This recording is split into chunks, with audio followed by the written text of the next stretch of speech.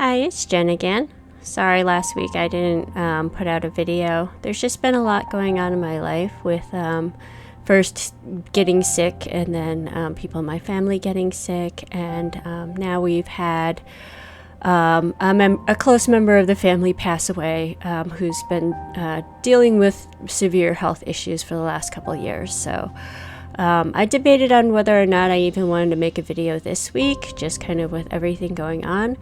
But, you know, I feel like this is one of those things that a lot of people try to avoid talking about. And it's not really that related to game development. So that's why I hesitate to talk about it. But then at the same time, you know, mental wellness is a huge part of doing any creative process. So I ended up deciding that I did want to talk about this, especially because I feel like as a society, we don't really talk about grieving enough. And this is one of those places where I feel like you really can't do any wrong by focusing on trying to be around other people. At the very least, if you lose a loved one and you're dealing with grief, sometimes it's going to feel exhausting being around other people, especially if you're an extreme introvert like myself. But it's so important to, I guess, just be able to surround yourself with people. I've said this before, but at the end of the day, we are social creatures. And so even if you are a person like myself who finds being around other people exhausting, it's still a necessary part of our wellness. And when you are in a situation like grieving the loss of a loved one, it's all the more important. So I just want to talk a little bit about, I guess, what I've been going through, as well as show some footage of this skill trigger animation I did for Basil. And I did do this this past week. So yes, even in the midst of all this crazy stuff that's going on in my life, I am working on game development in little spurts here and there. And not because I'm trying to escape from reality, not because I'm trying to put my head in the hand, and not out of some kind of misguided obligation to my projects or something. It is a way of reestablishing some normalcy in my life. So it's all about balance, right? I spent a lot of time when it first happened, just kind of making myself available to listen and to communicate and to support family. And you know, that was exhausting because there was a lot of crying and just very heavy conversations that are pretty draining. And so I think that at some point you know, it helps to just kind of to kind of balance things. So I did that for a time, and then I moved on to kind of just vegging out and playing some games. And then I moved on to kind of working on my project a little bit, because at the end of the day, I am the happiest when I am creating. So doing so does bring me back to kind of a happy place. But I didn't start, I guess, with drawing because I really wasn't ready to kind of tackle the problems of doing Basil's skill trigger animation, because in my mind I had all these kind of things that I wanted to achieve with her animation, but I wasn't really quite sure if I was going to be able to do that. She is supposed to be kind of a very energetic character who has kind of a cool beauty approach to her fighting style, while at the same time having kind of this golden retriever kind of puppy energy to doing stuff. So all that kind of, I guess, nuance I was having in mind that was going to be a little bit difficult to portray, especially since with the skill trigger animations, part of my objective is to try to create some visual appeal for showcasing this character's like determination or their way of like fighting style and stuff. So there's a lot of things that I'm trying to kind of like achieve with it that when I'm first going into it, you can kind of see how I'm like sketching around and stuff. Like I'm not always like 100% sure like how I'm going to achieve that. A lot of times it's with like dynamic posing, trying to do like kind of like dynamic camera angle or something. But yeah, it's really like I didn't have like a super strong vision in mind, other than like I kind of wanted to be able to like zoom in here and zoom out there and like have her lunging, and I'm like, oh, I don't 100% know how this is gonna look until I try to do it. And so I wasn't ready to go into that when all this kind of chaos was going on in my life, which is still kind of unfolding as we speak. Because for those who have not lost a loved one or who have not been kind of in charge of like the logistics afterwards of like kind of managing all the legality and like kind of like stuff that entails with like somebody's passing, you're not really allowed to just be kind of like one and done with it, because there's certain things that are going to be like waiting for the funeral home, waiting for things to get processed. So there's going to be like kind of like a lot of time in between, just sort of like grieving and I guess saying goodbye, but then like not saying goodbye because you still have like more ceremonial and like legal stuff that you have to go through. So yeah, it's kind of like this weird drawn out process that even if you wanted to kind of like move on, you're not really like allowed if you're somewhat like legally responsible for like taking care of some of these things. So in between, like how do we process this? Like my approach to like processing any sort of trauma or loss or like I guess difficulties in life, and maybe I've been fortunate that I haven't had something so catastrophic as like, I don't know, like my son dying or like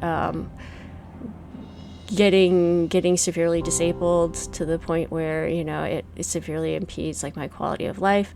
Like if those things were to happen, like I don't know if my approach would work in that type of situation, but at least for like the amount of like I guess problems that I've had to deal with in my life, I've found that like thinking about them or like processing them to the point where I can. So at some point I'm probably going to get exhausted, like thinking and trying to like rationalize and become comfortable with like this unfortunate reality that has occurred.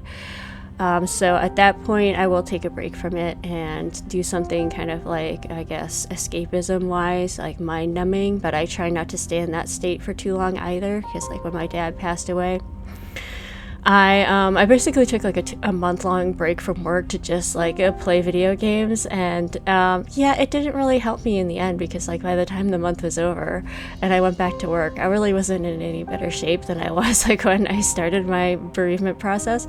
So I sort of learned from that my different coping mechanisms like had to be done in moderation, or else it wasn't going to leave me in a place where I could like manage life and like thrive. So like pure escapism wasn't going to work. Sitting there just like completely stewing in all the thoughts was a bit too much.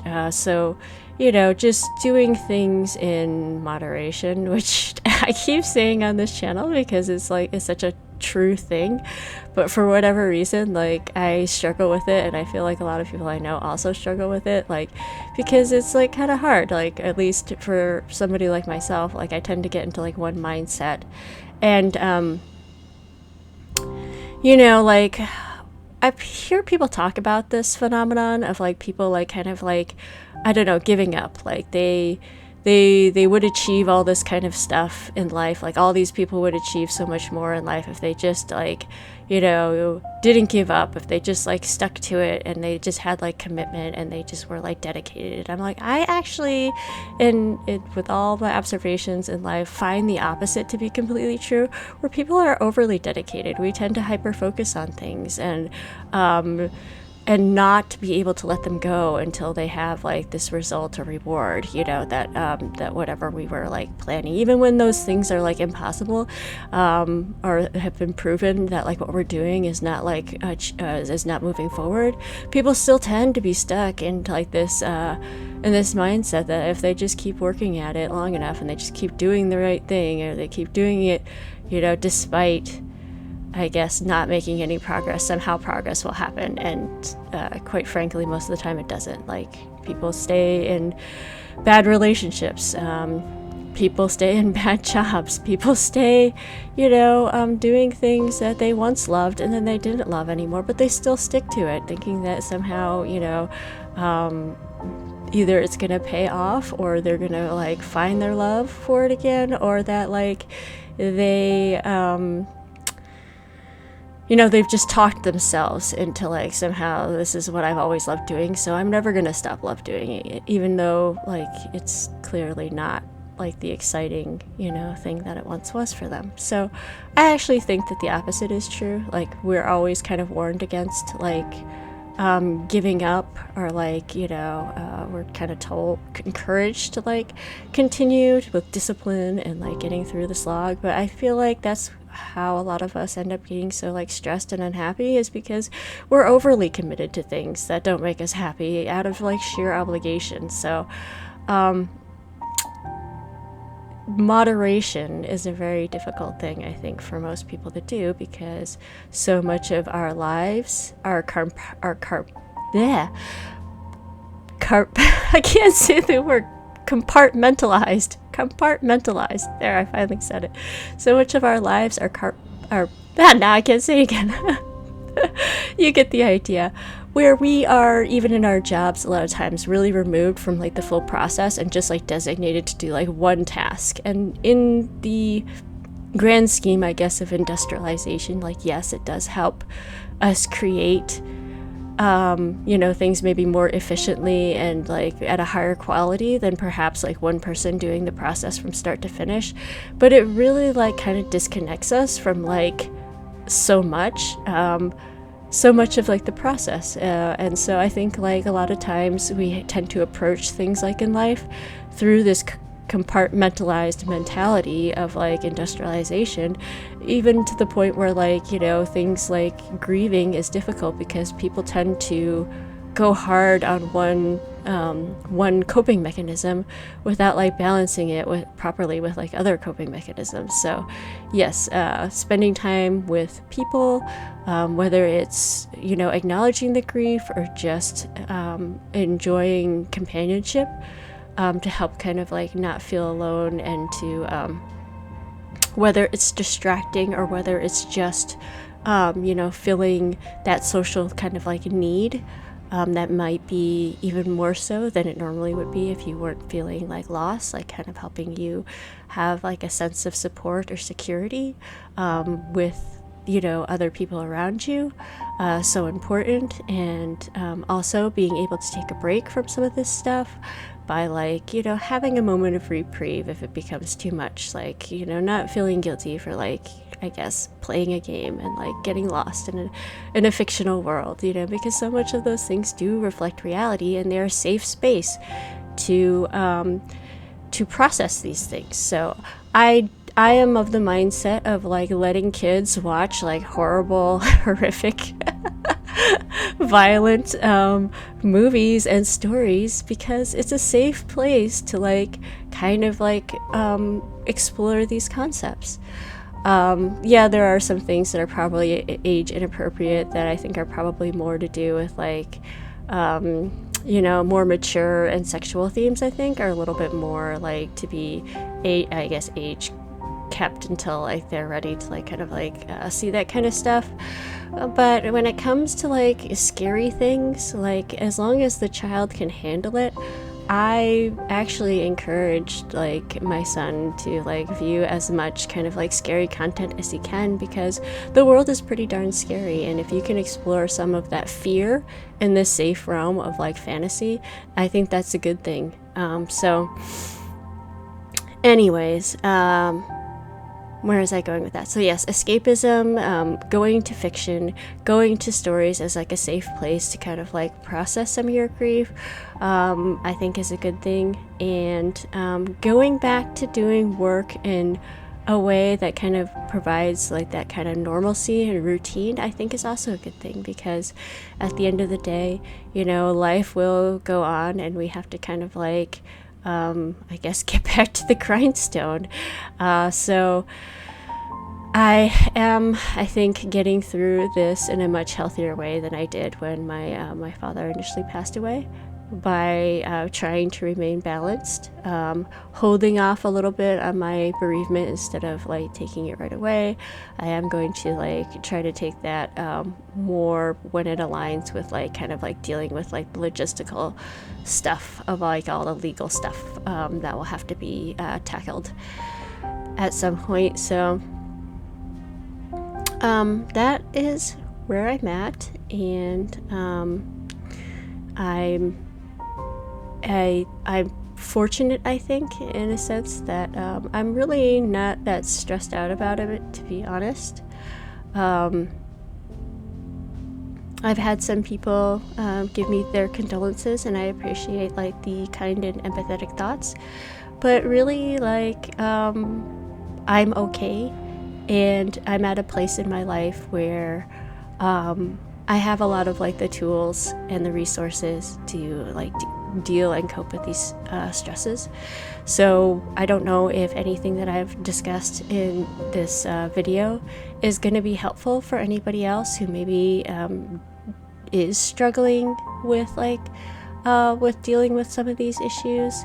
Losing a close loved one, especially when it comes to like a parent, is always hard, and there's never going to be a time and a place and an age and a situation where it's going to be easy.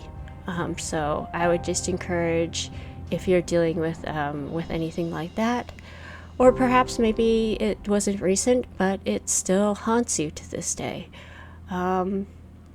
that, you know, you're not alone. And even when we feel like we're alone, it's kind of funny. That in itself is like a very human thing. I don't think anybody on the planet has never felt alone at some point in their life. So even in your feeling alone, you're not alone. I find it somewhat ironic, I guess, is that like that is like something that I feel like is like very universal, is that we all just want to be loved, and yet like somehow that is a very difficult thing for us to feel like that we are loved.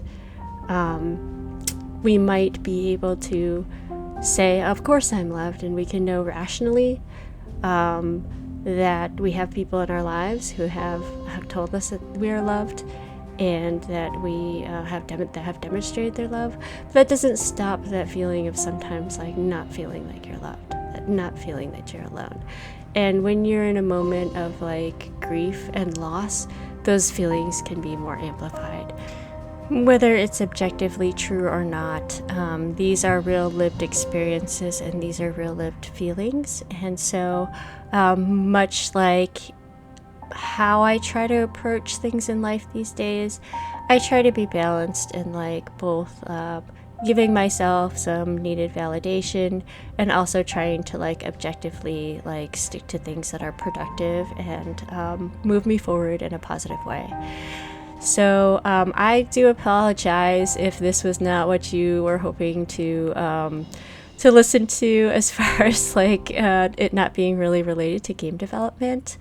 The truth of the matter is, I've always just been a very honest person, and I talk about what's on my mind. So there are going to be times where I'm just going to have, it would either be like don't put out a video at all, or like put out a video of like what I feel is important to me at the time. So this is what's important to me at the time, and I'm going to try to be accurately descriptive in my my description of the video. So those who don't want to listen to this type of talk can avoid it and can just stick to like the more game dev related stuff. Okay, well, I wish you all the best, and I hope that you can all continue to enjoy the process. Whatever challenges in life will arise, because nothing ever stays the same. So as soon as you find a system that works for you, it will be stressed. You will find other things in life that will kind of make those processes difficult. And when that happens, there's going to be a whole other type of skill set that you're going to have to tap into to go back to working on your projects. So I think that that's another thing that unfortunately isn't really talked about in game development, is that we're all like human beings. And so much of game development and like kind of doing any creative process is going to involve like being able to handle all the other aspects of life, being able to deal with things in moderation and find a way to overcome other hardships in life, to kind of like get back into doing the processes that make you happy. So I guess in some cases, like, this would be a test. Like, if whatever creative process you're doing is not making you happy, like kind of what I was saying before with people like kind of overcommitting to the point where a lot of times they can convince themselves that like they're in a good relationship or they're doing things that they want to do, even when it's stopped being enjoyable and stopped and it has caused them a lot of hardship, and in fact could be holding them back from doing the things that they would really want to move on to do. But they have invested so much in that one thing that they built their identity around it, that to somehow stop creating art or stop creating game development or stop doing any of these things would somehow be a rejection of self, because that's how closely they're tied to it. And then when things like traumatic happen, or some like major life events happen that make it very difficult to focus, you might have discovered that I can't handle doing this thing that was stressing me out this whole time anymore because I have too many other stressors that have suddenly appeared in my life. And then you might be reevaluating if maybe this isn't for me after all, or maybe I've matured and I need to move on to something new. And so right now I'm doing game development, but maybe someday there'll be a day where it doesn't bring me so much joy and fun anymore, and then I'll move on, much in the way I did with comics, because at the end of the day, I do just have one life to live. Skill trigger. I see through these little ploys. Triple bonus. And that's why I'll always encourage you to enjoy the process. Okay, take care. Bye-bye. Whoa, lucky.